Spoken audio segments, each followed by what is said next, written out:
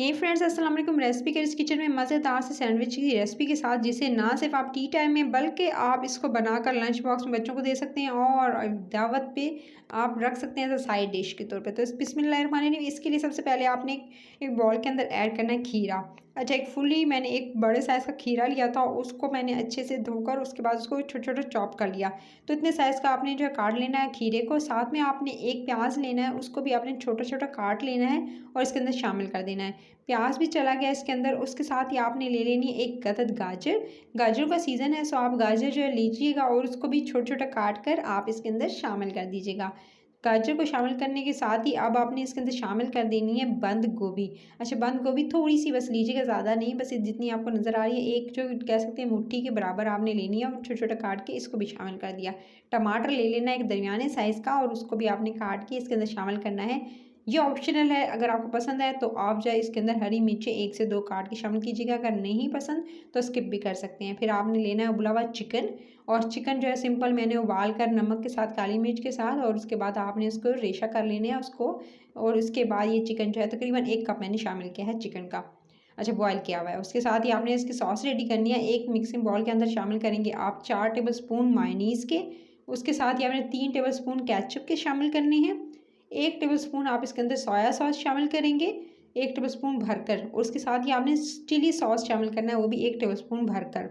साथ में आपने काली मिर्च जो है पिसी हुई वो ऐड करनी है आधा टीस्पून, और साथ में नमक भी जाएगा आधा चाय का चम्मच। आधा-आधा चाय का चम्मच दोनों मसाले चलेंगे। साथ में कुटी हुई लाल मिर्च ऑप्शनल है, डालना चाहते हैं तो, नहीं तो हाफ़ टी स्पून से थोड़ी सी कम डाली है मैंने। साथ में आप इसके अंदर शामिल करेंगे मस्टर्ड पेस्ट। अच्छा, मस्टर्ड पेस्ट मैंने शामिल किया है 1 टीस्पून, 1 छोटा चाय का चम्मच। तमाम चीज़ों को अच्छे से मिक्स करेंगे और एक सॉस बना लेंगे। ये हॉट सॉस होगी रेडी। अब आप इसे किसी भी ड्रेसिंग में, चाहे वो बर्गर की हो, चाहे वो आप जो शवारमे की हो, उसमें भी इवन के यूज़ कर सकते हैं। तो ये मज़ेदार सी हॉट सॉस हो गई रेडी। अब आपने क्या करना है, आपने इन वेजिज़ को जो आपने सारी काट के रखी थी, चिकन जो था, इस तमाम चीज़ों को आप जो है इस सॉस में डालकर उसके बाद इसको अच्छे से इसको मिक्स कर लेंगे। अच्छा, इसकी अच्छे से आपने मिक्सिंग करनी है, और मिक्सिंग के बाद ये दे सकते हैं अच्छे से मैंने इसको कर लिया मिक्स, और एक अच्छी सी कह सकते हैं कि फिलिंग हो गई रेडी।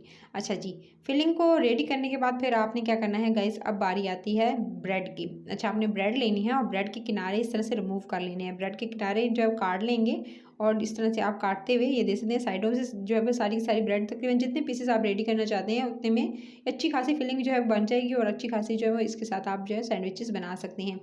उसके बाद आपने ये फिलिंग इसके ऊपर लगानी है इस तरह से। अच्छा, इसको आपने लगाना है, फ्रेश ब्रेड होगी तो ज़्यादा अच्छा टेस्ट भी आता है और अच्छी भी रहता है। सो आप इस बात का ख्याल रखिएगा कि आपने फ्रेश ब्रेड का यूज़ करना है।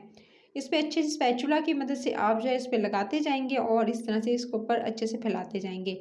सो सारे के सारे जो ब्रेड है उसके ऊपर इसी तरह से आपने जो है वो जो फिलिंग अभी रेडी की है वेजीज और चिकन वाली, वो इसके ऊपर लगाकर इसके ऊपर फिर आप दूसरा जो है वो इस तरह से ब्रेड का पीस रखेंगे, उसको प्रेस कर देंगे, और अगेन इसके ऊपर एक जो है फिर लेयर लगाएंगे आप इसी तरह से, फिर अगेन जो फिलिंग है उसकी।